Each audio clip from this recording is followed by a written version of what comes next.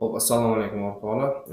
Notion'ni to'liq videosini qilamiz. Birinchi Notion'da hozirgi o'zim ishlatayotgan Notion'ni obzor qilib chiqsa, ya'ni hamma yo'g'ini ko'rib chiqqanimizdan keyin, keyin kompyuterga o'tib qanday yasalish kerakligini ko'rib chiqamiz. Xo'sh, demak, Notion'ni birinchi oynasiga kiradigan bo'lsak, bunda bizda o'sha yanvar oyidan dekabr oyigacha, ya'ni 1 yillik har oylik foizini ko'rsatadigan e'tibor bersanglar, months turibdi, work turibdi, status turibdi. Ya'ni oy, o'sha natijalar va status, ya'ni status hozir in process turibdi-da, agar oy minus yopilsa loss, agar plus yopilsa take, shunday qilib qo'ysak bo'ladi. Ya'ni buni bosamiz, mana bu yerda o'sha down turibdi. Shunaqa. Endi workga kiradigan bo'lsak, bizda o'sha yanvar oyini natijalarini ko'rsak bo'ladi. Ya'ni o'sha 5-yanvardan boshlangan bo'lsa, menda 5-6 skip day, 7-kuni take profit topgan va 8-9 kuni day off deb qo'yganman, ya'ni grafik umuman qaramaganman. Keyin 12 skip day, 13 stop loss olganman, 14 yana skip day, 15 qaramaganman grafikka. 16 yana skip day, 19 bank holiday va 20 skip day va bugun yana process ketyapti. Qolgan anonsi men bu ochiqroq seriya qilib qo'ygandim. Bu shanba-yakshanba kunlari. Demak, xo'p, bugungiga kiradigan bo'lsa, e'tibor bersanglar, mana bu 00 turibdi. O'sha 00 ustiga bosadigan bo'lsak, birinchi bo'lib bizga o'sha day analysis keyin daily position, keyin pastda end of day result, ya'ni birinchi kunda ochilgandagi analizlar, ikkinchisi agar pozitsiya ochgan bo'lsak pozitsiyalar, pastdagi o'sha kunning oxirida biz analizimiz qanaqa chiqdi, o'xshadimi yoki yo'qmi, shuni informatsiyasini beradigan narsa. Misol uchun daily analizga kiradigan bo'lsak, xo'p, demak, e'tibor bersanglar, bu hozir kompyuter formatiga o'tgandan keyin to'g'rilanadi, mana bu sal cho'ziladi. iPadda turgani uchun shunaqa turibdi. Ya'ni daily bias bullish, aytmoqchi, bullish deb qo'ygan, kompyuterda yozgani uchun iPad shunaqa ko'rsatyapti. Demak, daily bias bullish, daily project model bullish, keyin daily open close chart, ya'ni kunlik boshidagi chart va yopilganda kunning oxiridagi chart. Daily biasga kiradigan bo'lsa, e'tibor bersanglar, mana soati ham bor. 14:26 da bu qo'yilgan, ya'ni narx tashqi likvidlikni yechgan, lekin hali ichkiga qaytishga shartlar bajarilmadi. Ya'ni narx bizda tepaga yurishi kerak, chunki ichki kursiga hali qaytish uchun, ya'ni tashqini ichgan bo'lsa ham ichga qaytish uchun hali shartlar bajarilmadi. Ya'ni sell stoplar yechilmadi. Sell stoplar yechilsa keyin qaytadi degan ma'noda. Va shunaqa. Bu yerdan chiqib daily project modeliga kiradigan bo'lsak, bu yerga strukturalarni kiritsak bo'ladi. Ya'ni o'sha kunning strukturasi. Bu yerda o'sha rasm qo'yilgan soat 14:26 da, soat 14:16 yozilgan ekan. 14:16 narxda qisqa manipulyatsiya berish harakat bo'lyapti va kutilayotgan bias tomon struktura tayyor emas. Ya'ni shu soatda hali struktura tayyor emas. Struktura tayyor bo'ladigan bo'lsa, degan uni rangeini kiritsak bo'ladi. Naprimер, e'tibor bersanglar, birorta maksimum bilan minimum bo'lsa, struktura bias tomon struktura bo'ladigan bo'lsa, shuni rangeini kiritib, shuni ichki kursisini FVG va order blokini kiritib, shu yerdan narx reaksiya oladi. Shu range ichida, shu ichki kursidan desa bo'ladi yoki shu tashqi kursidan tashqigacha ham yuradi deb turib strukturani kiritib qo'ysak bo'ladi. Ya'ni anaqasini, senasini, narxini. Va shunaqa. Pastda daily open close chart turibdi. Bunga e'tibor bersanglar, xo'p. Bu yerda o'sha kunlik day open chart turibdi, 14:20 da kiritilgan. Bu yerda 14:26 deb qo'ygan ekan. Mana kunlik time frame, soatli time frame va 5 minutlik time frame'dagi ideyalar. Kunlik time frame tashqi PDH ga narx yurishi kerak. 1 soatlikda struktura hali tayyor bo'lmagani uchun o'sha biz kutayotgan biasni belgilab qo'yganman. 5 minutda qisqacha shunaqa price action bo'ladi degan ma'noda kunni analiz qilyapman. Day close chartga endi kun yakunlanganda shuni solishtiraman, ya'ni analiz qilganim to'g'ri chiqqanmi yoki noto'g'rimi. Shunaqa. Demak, bu yerdan chiqadigan bo'lsa, daily positionga kiradigan bo'lsa, bizda mana bu holat, ya'ni pair model risk rate timing chart result turadi. Pairga misol uchun mana euro USD deb yozsak bo'ladi. Euro USD qilib, xo'p, demak, bu yerda e'tibor bersalar, euro USD yana pastlab ketgan, chunki men bu kengaytirish kerak. Men planshetda buni kengaytirolmayman, kompyuterda buni sana tushuntiraman.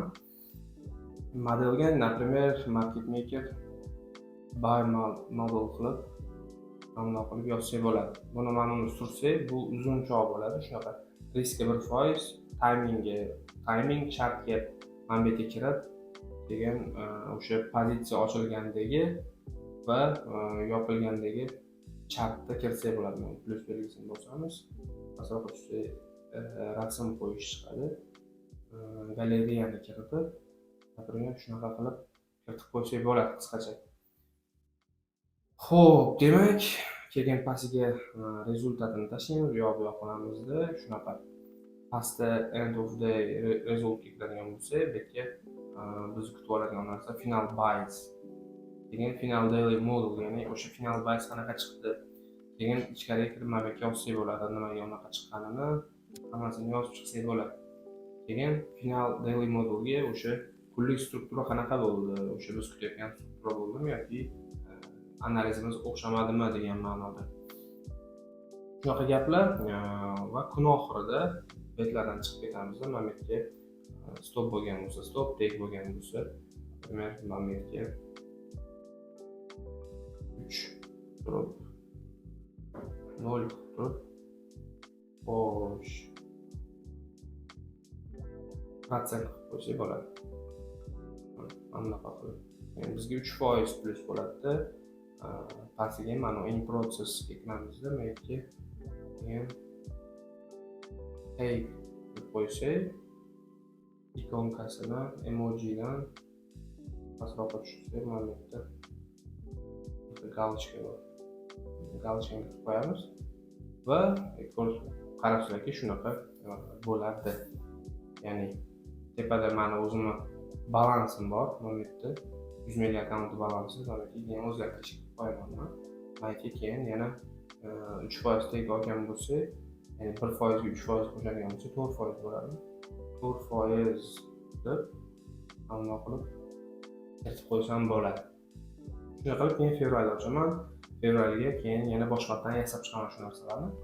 Hozir endi kompyuterga o'tib, buni qanday yasash kerakligini ko'rib chiqamiz. Ana bundan ketdik. Xo'sh, demak, birinchi bo'lib yangi jurnal ochish uchun biz mana bu tepadagi ikonkani ustiga bosamiz. Bosganimizdan keyin bizga new page chiqadi. Bu yerda biz qilishimiz kerak bo'lgan narsa, men o'zimnikini shablon sifatida olaman. Demak, bu yerga nomini yozamiz, например, use challenge account.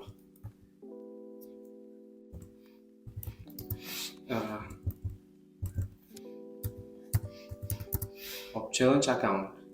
Tepasiga, например, birorta, demak, ikonka qo'ysak bo'ladi, pul qo'yib qo'ysak ham bo'ladi, например. Mana keyin rasm qo'ysak bo'ladi. Change color yoki yondagini bo'lsa to'g'rilab qo'ysak bo'ladi.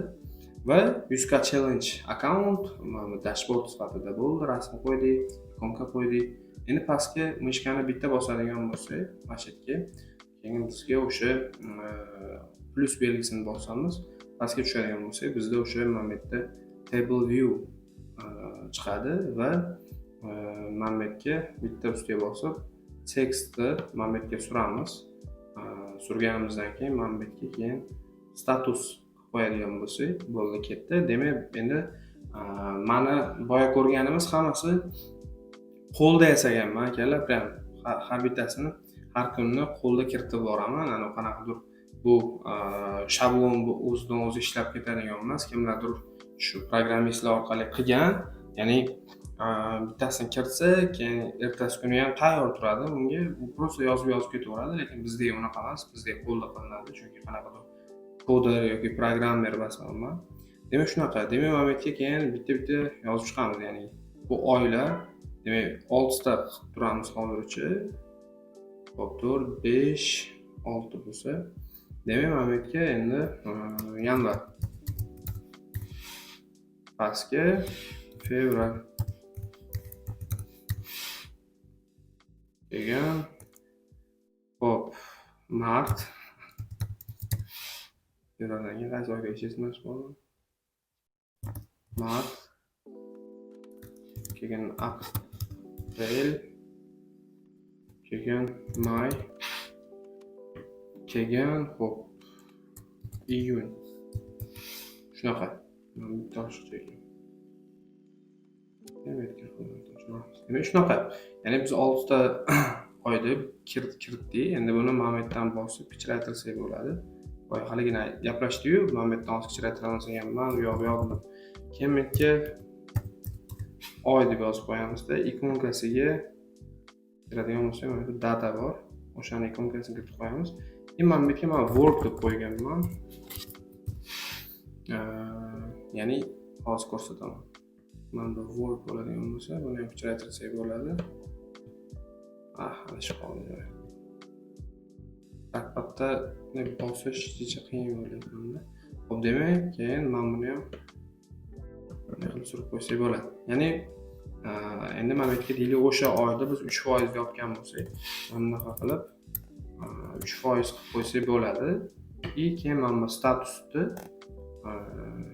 ya'ni down deb qo'ysak bo'ladi. Plus yopganimiz uchun ikonkasiga kiradigan bo'lsak, men mana bunaqa ikonka qo'yib qo'yganman, ya'ni kirish belgisini ko'rsatib turadigan. Endi open deb bosadigan bo'lsak, bizga yana o'sha yangi mana bunaqa oyna ochiladi va buni yana ustiga bosib, mana bu yerga bosadigan bo'lsak, pastga tushib, yana table view ni qo'yamiz.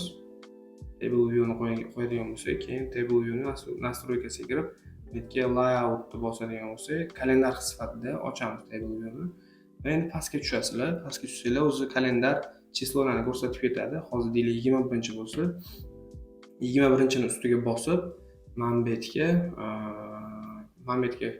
yozadigan bo'lsak, 0 chiziqcha 0 qiladigan bo'lsak, keyin ya'ni o'sha kun haqida ikonkasiga keyin mana bu money, ya'ni pulni qo'yamiz. Keyin yana plusni bosadigan bo'lsak, bu menda ham просто nom ko'rsatib turish uchun ishlaydi. Ya'ni in process qilib qo'yaman. In process qilib qo'yaman. Ikonkasiga deylik, ya'ni bunaqa mana bunaqa ko'rinishga keladi. Keyin 0 ni ustiga bosib kiramiz. Mana bu yerga yana table view ochamiz. Table view ochganimizdan keyin mana bu yerga keyin text qo'yamiz. Textni keyin varqa suramiz. Keyin mana bu yerga daily status. Daily status deb bosadigan bo'lsak, oknosiga, ikonkasiga mana buni qo'yib qo'ysak, keyin mana bu yerga keyin hop, results qo'yamiz. Buni ham ikonkasiga mana buni qo'yib beramiz. Keyin mana bu yerga birinchisiga daily berdim, mana shuni mayli.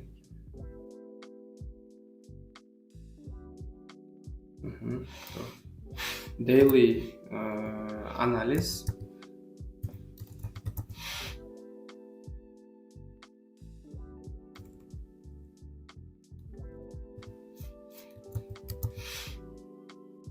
Nima xato bo'ldi? Qolib ketib qoldi. Ikkinchisiga daily position deymizda, uchinchisiga and of such a day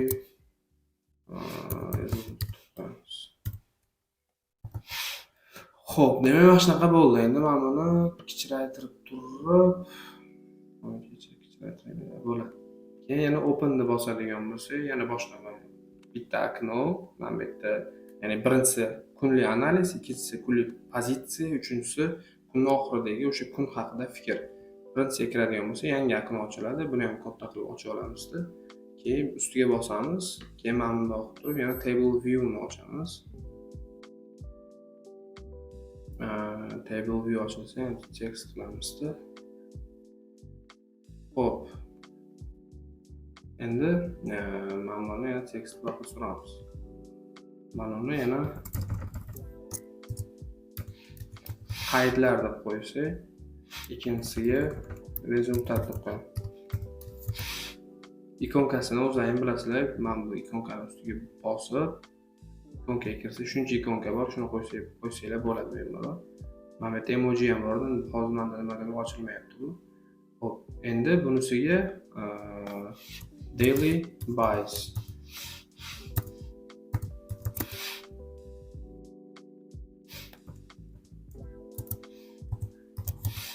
ikkinchisiga daily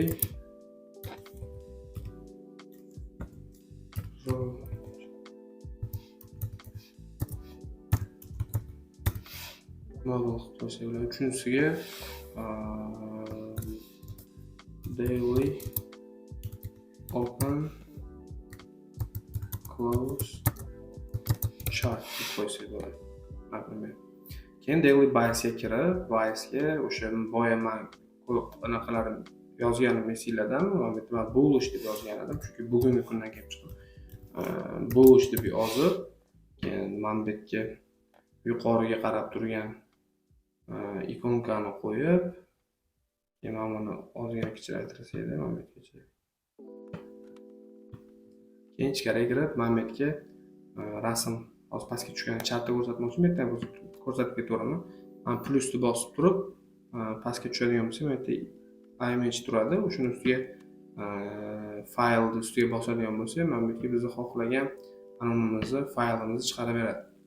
Buni mayda yuklayapti. Yuklab bo'lgandan keyin tayyor qilsanglar bo'ladi. Misol uchun buys mana bunaqa, shundan kelib chiqib, bu yoq deb yozib qo'ysanglar bo'ladi.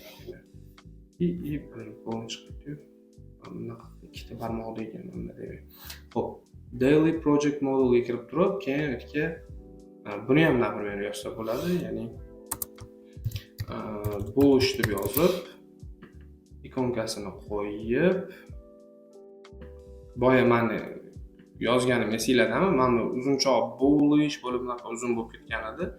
Buni mana bu yerdan surib to'g'rilash kerak degan edim. Shunaqa. Buni ham ichiga kirib turib, keyin aytgan 1 soatlik time frame'da, например, hop. Mana bu yerdan nimalar chiqib qoldi? Buni ochib ko'ramiz. Bizga kerak emas umuman. Hop, mana bitgan plusni bosib, bitga 1 soatlik time frame'da rasmini tashlab, ya'ni bu daily project modulda so'rayaptiki, что sen qanaqa struktura ko'ryapsan, ya'ni biased bullish deyapsan-da, strukturani bullish deyapsan-da, qanaqa struktura kutyapsan, ya'ni qaysi narx, qaysi range ichida degan ma'noda. Buni ham kiritib, mana shunaqa struktura, shu range ichida narx harakat qilyapti. Men ichkaridagi mana bu FVG dan narx reaksiya olyapti deb o'ylayman. U yoq yozib, kunni ochilishida yozyapsizlar-da. Keyin mana bu yerga keyin o'sha 3 ta rasmni, ya'ni 1 soatlik, kunlik, 1 soatlik 5 minutni yozib, ya'ni open ga keyin pastga tushib, boya men ko'rsatgandek, close ga ham o'shani yozib qo'yasizlar-da. Kunning oxirida.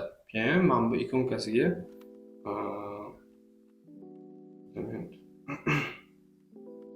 ikonkasiga menga foto desak, rasm chiqadi. Mana bu yerga deylik, screenshot ma'nosida o'shani qo'yib qo'ysak bo'ladi.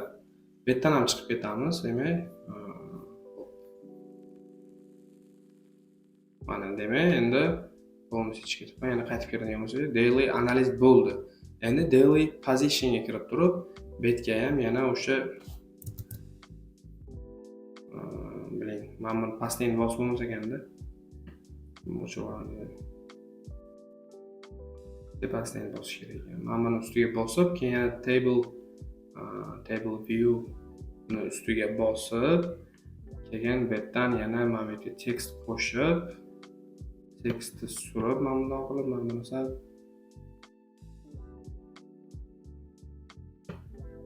ochaylik mana. Keyin tekstga hop, mana bu yerga keyin yana yozib qo'ysalar bo'ladi. Qaydlar deb yozib turib, mana bu yerga o'sha qaydlar bo'yicha rezultat degan ma'noda yozib turib, mana bu yerga deylik mana. Nima qilishadiki?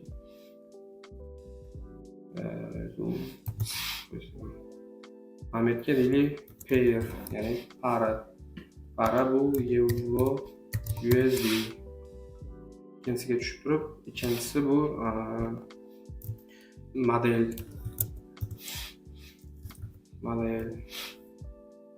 bu market maker buy model. İkincisi risk bilan error qancha chiqdi, qanaqa risk qilindi deganni kiritib qo'yish uchun. Uchinchisiga kelgan timing, ya'ni qaysi vaqtda bo'ldi bu narsa. 1% risk qildik va deylik 3 error ishladik. Plus qo'ysa o'ziga timing New York Kill Zone.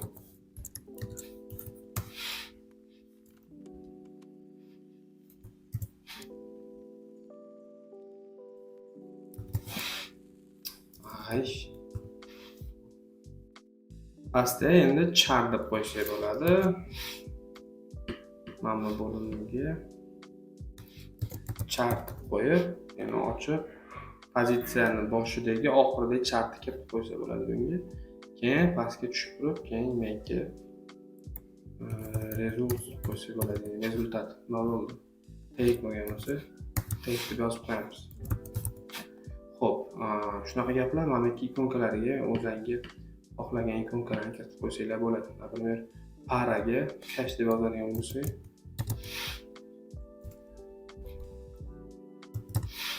mana buni qo'yib qo'ysak chiroyli turadi. Demak, shunaqa. Endi bu yerdan ham chiqamiz.